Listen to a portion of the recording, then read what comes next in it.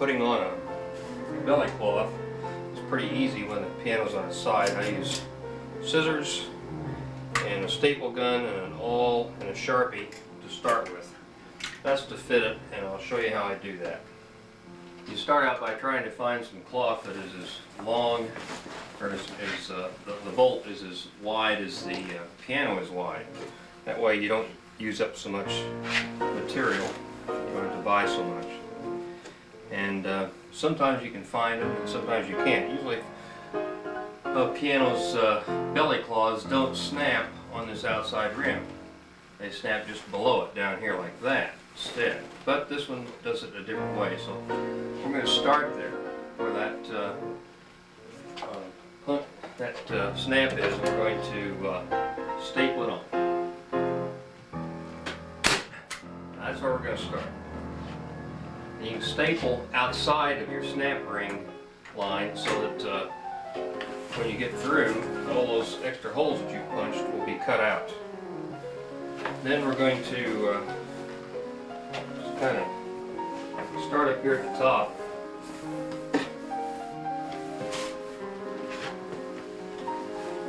Lay it out to support it. Come down here, and we're about 3 inches too short, so this cloth won't work. It's too wide of a piano. We have a situation that the store doesn't carry a wider material than this, so what we're going to do is we're going to make do with what we've got, and I'll show you how it's going to happen.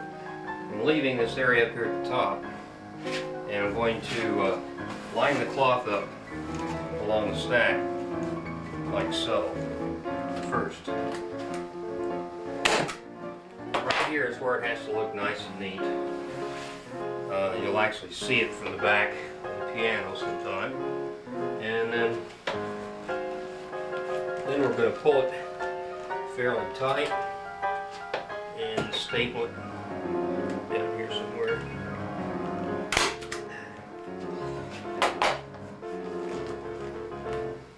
And from here we're just going to go around.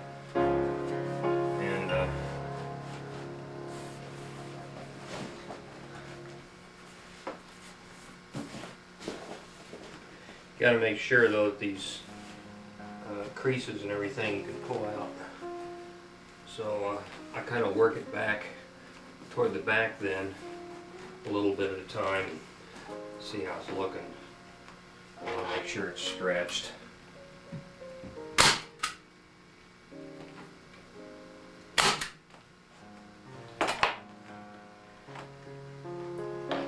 Thing stapled all the way around.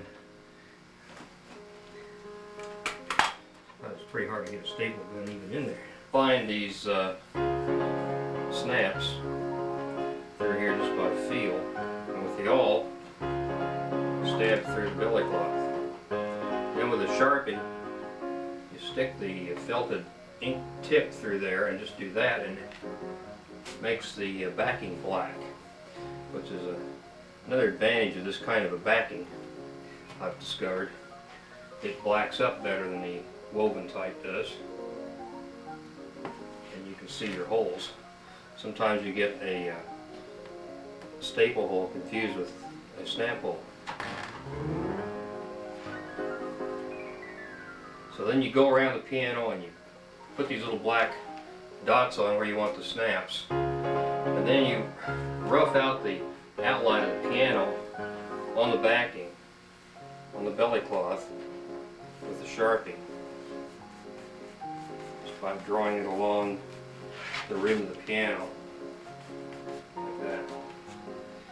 And that'll show you also where to cut, and it'll also guide you to the right holes for the snaps.